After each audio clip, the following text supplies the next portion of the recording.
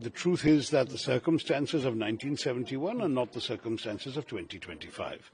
There are differences. Liberating Bangladesh is a clear objective.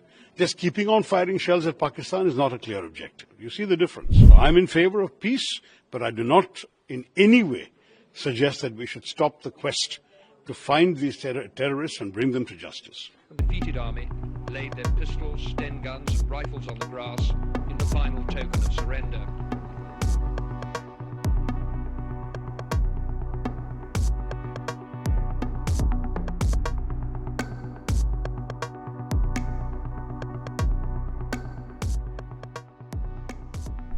The BJP and the opposition welcomed the ceasefire announced between India and Pakistan on May 10th. The Congress called for an all-party meeting and a special session of Parliament. The Congress and other opposition parties had pledged unequivocal support to the government for any action it takes against perpetrators of the Pahalgam terror attack and their handlers. The opposition parties, however, flagged the role played by the US, especially the reference by US Secretary of State Marco Rubio that both sides have agreed to start talks on a broad set of issues at a neutral site. Some Congress leaders posted tweets remembering Indira Gandhi in the context of the 1971 war and the creation of Bangladesh. Congress posted a picture of former Prime Minister of India, Indira Gandhi, and former US President Richard Nixon with the caption, quote-unquote, "That was the courage that was standing up for India.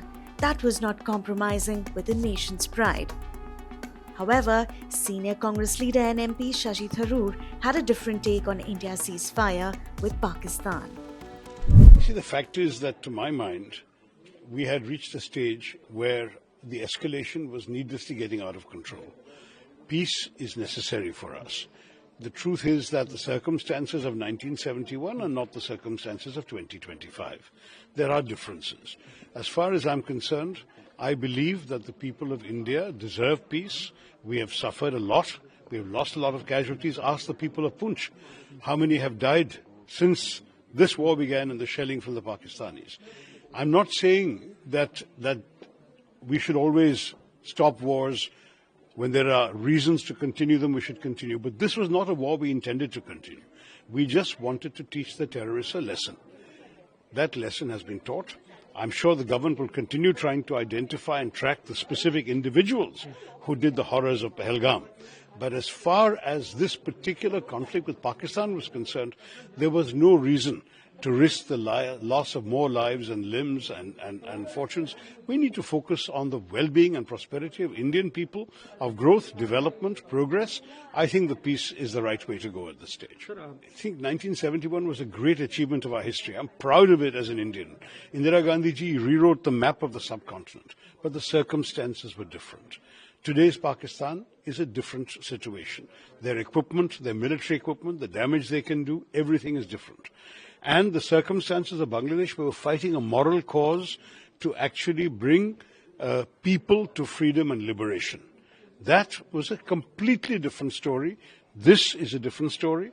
We would have ended up with a much longer, protracted conflict with a lot of loss of life on both sides, a lot of damage, a lot of expense. Is this the biggest priority for India today? No, it's not.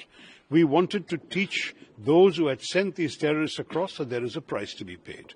We still have to catch the individual terrorist perpetrators, but we do not need to tie the whole country down in a war.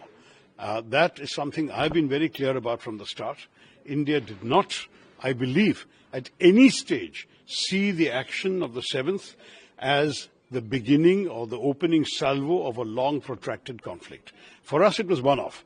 We'll do it. If Pakistan did not escalate, we would not have escalated. Pakistan did. We also did. It was getting to a point where if it continued like this, we would needlessly have been caught into a long, drawn-out war without a clear objective at the end of it.